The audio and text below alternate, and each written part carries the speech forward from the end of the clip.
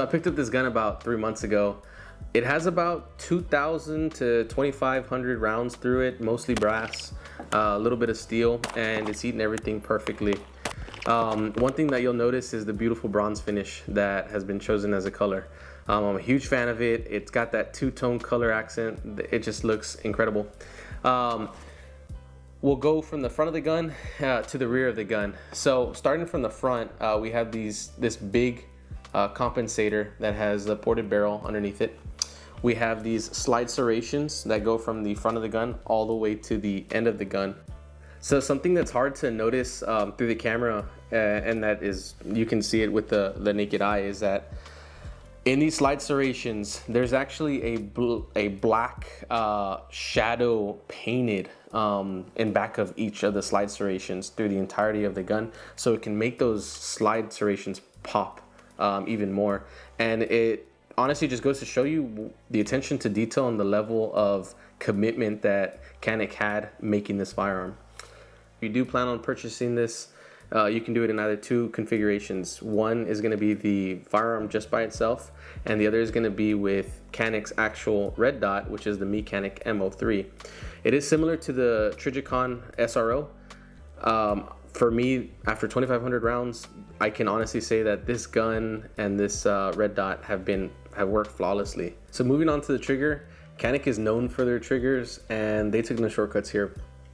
The trigger is honestly one of the best you can get in a striker fire pistol. The wall is very distinct. As soon as you're right up on it, any little pressure, you feel that break almost immediately. This allows you for those quick, accurate shots at long distance, and if you want to do quick follow-up shots, it allows it for that too. So now that we're on the topic of the trigger, let's talk about the pull weight.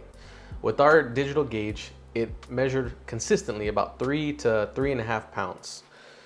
In a competitive gun, I'd say that's pretty perfect. In an EDC gun, my preference, it's a little too light, but to each their own. So how does the gun shoot? Well, from its flared magwell to its extended slide release to the compensator and barrel, this gun shoots like an absolute dream on the range.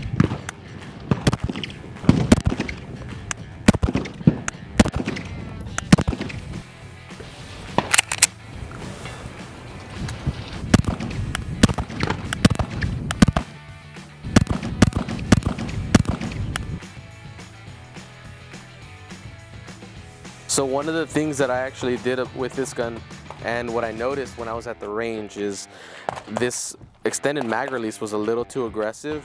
So what I did is I took a file and filed down that corner specifically, and more so on that top end.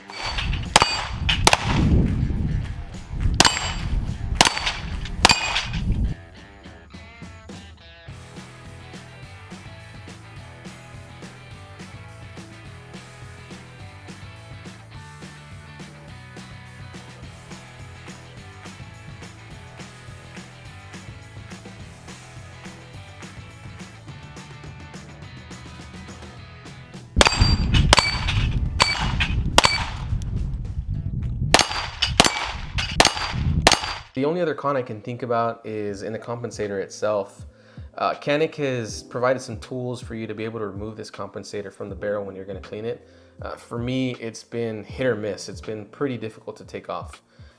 With that being said, that's the only other con I can really think about in this gun. So what's a CDC score? Here on Range Ready, we give guns an EDC score based off of 3 categories: comfortability, concealability, and concealment confidence. Comfortability. While this gun is big, it's got a nice flared magwell, it's got the nice rough stippling. All the things you want in a range gun doesn't necessarily transition over to making it a good EDC gun. For that reason, I give this gun a 5. Moving on to concealability. Your grandma can conceal an AK-47 inside her dress. With that being said, clothing will play a major role in whether this gun is gonna print or not. For that reason, I'm gonna give it a 6. Moving on to our last category, concealment confidence. Let me ask you a question. If you were put into a situation where you had to draw your firearm and use it, would you feel more confident with this or this? For me, I'm gonna say the full-size gun. Now, I know what some of you may be thinking. I'm just as good of a shot with the micro-size pistol as I am with the full size. And bigger isn't always better. Well, in this case, it is. With all that being said, this gun gets an EDC score of 6.6. So as of right now, this gun has an MSRP of just shy of $1,000. But if you're like me, you have to give your wife a price. We call it the wife price, the price you tell your wife. In that case, this gun costs $600 and your buddy let you do it in payments. So overall, my opinion on the gun, it is an absolute amazing gun. It's honestly one of my favorites. I'm not even kidding about that.